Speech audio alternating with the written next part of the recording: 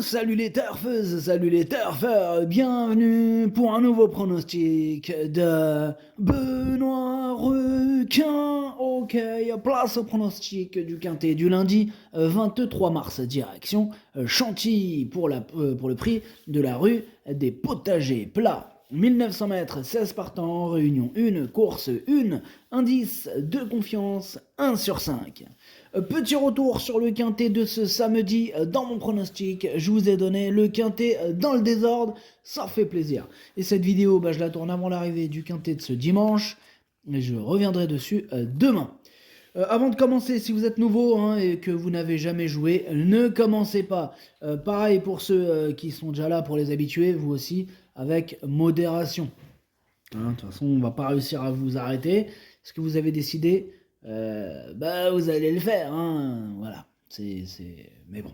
En tout cas, maintenant, comme j'ai pas les moyens physiques ni mentaux, en fin de compte, de vous empêcher de jouer, ceux qui veulent vraiment jouer, les habitués qui ont envie de combat, ceux qui veulent rester dans le combat et combattre, ne partez pas sans défense. Je vous ai quand même mis le lien direct en description pour me rejoindre. Le niveau 1 pour ma sélection et le niveau 2 pour ma stratégie.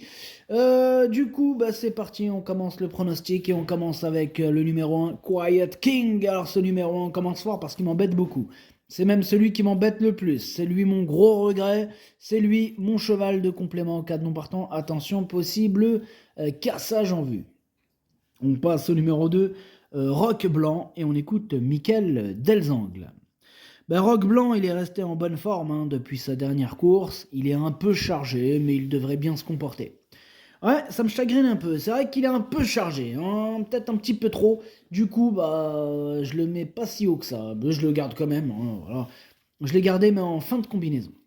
On passe au numéro 3, Central Park West, et on écoute Julien Philippon.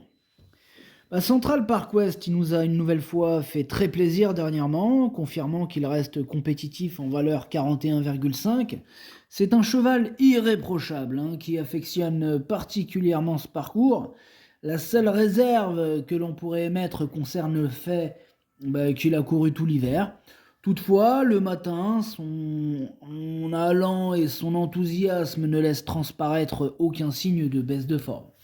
Écoutez, tant qu'il est en forme, pourquoi pas attendre de lui encore une belle performance.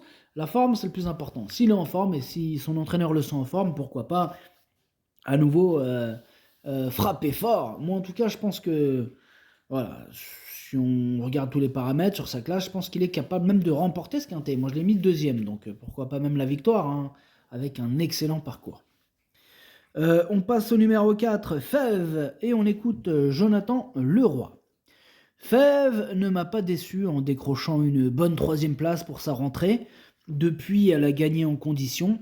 Bien sûr, dans ce type d'épreuve, il faut bénéficier d'un déroulement de course favorable, mais si tout se passe aussi bien que la dernière fois, elle a les moyens de lutter pour les premières places avec l'espoir, cette fois, d'aller au bout.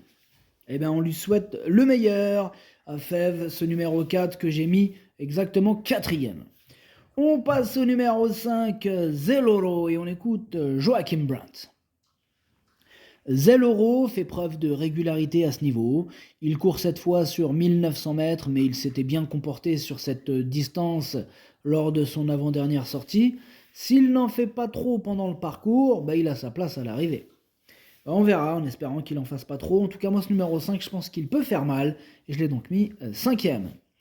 On enchaîne avec le numéro 6, True Tedesco, et on écoute Andreas Suboric.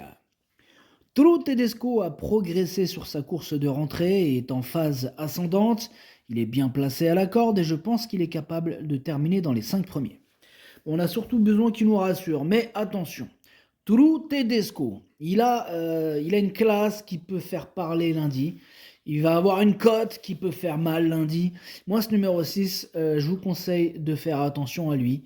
En tout cas, voilà, il pourrait ramener une petite cote sympathique à l'arrivée. Moi, ce numéro 6, je le garde. Je l'ai mis 6e, attention à lui. On passe au numéro 7, Pressa Diretta. Ce numéro 7, lui, par contre, je ne l'ai pas retenu. Donc, on passe au numéro 8, Aloysius, si on écoute Jean-René Dubosc. Aloysius a tiré le 12 à la corde, ce n'est pas idéal. On va le monter en bonne position, on va le courir pour une place et essayer de le voir terminer à l'arrivée du quintet, comme vient de le faire Gracian Comet à Saint-Cloud. S'il peut faire mieux, on ne l'empêchera pas. Physiquement, il est très bien. Ouais, on ne l'empêchera pas de pourquoi pas vaincre, hein, de pourquoi pas monter sur la plus haute marche du podium. En tout cas, ce numéro 8, c'est tout simplement lui mon préféré. On passe au numéro 9, Memphis, Tennessee. Ce numéro 9, je l'ai pas retenu, c'est un regret, c'est mon deuxième cheval de complément en cas de non partant. On passe au numéro 10, Allure. Alors ce numéro 10, je ne l'ai pas du tout retenu, j'en ai préféré d'autres. On enchaîne avec le numéro 11, Marshmallow. Ce numéro 11, lui non plus, je ne l'ai pas retenu, mais je l'ai pas rayé. Il est en plein milieu de ma petite liste des possibles troubles faites. On passe au numéro 12, Saturday Night. Lui, par contre, je ne l'ai pas retenu, pas du tout. On enchaîne avec le numéro 13, Lympha Summer. On écoute Mathieu Pitard. Lympha Summer prouve à chacune de ses sorties qu'il ne faut pas la négliger. Certes, sa marge de manœuvre est désormais réduite, mais elle demeure compétitive. Dernièrement, elle s'est remarquablement défendue et sera, comme à son habitude, à l'affût de la moindre défaillance d'un favori. Avec un déroulement de course favorable, je reste persuadé qu'elle pourra remporter un quintet.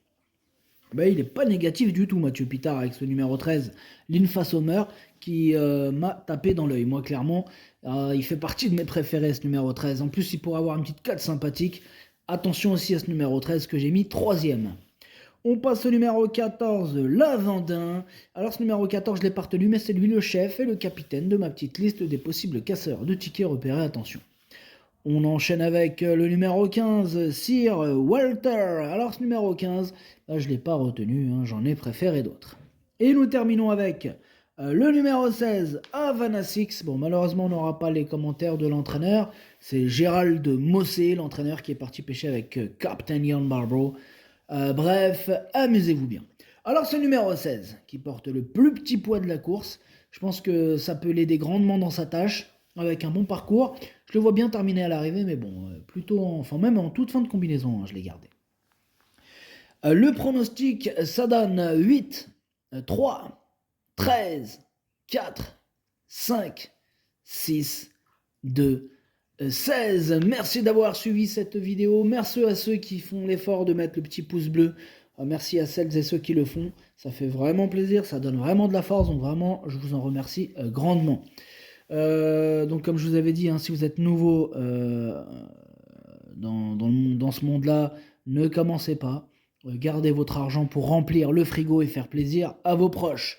Pour les habitués qui sont encore dans le combat et qui veulent combattre, on part pas sans défense. Je vous ai mis le lien direct en description pour me rejoindre, le niveau 1 pour ma sélection écrite et le niveau 2 pour ma stratégie. À jouer avec modération. Bonne chance. Chopez-le-moi. Ciao.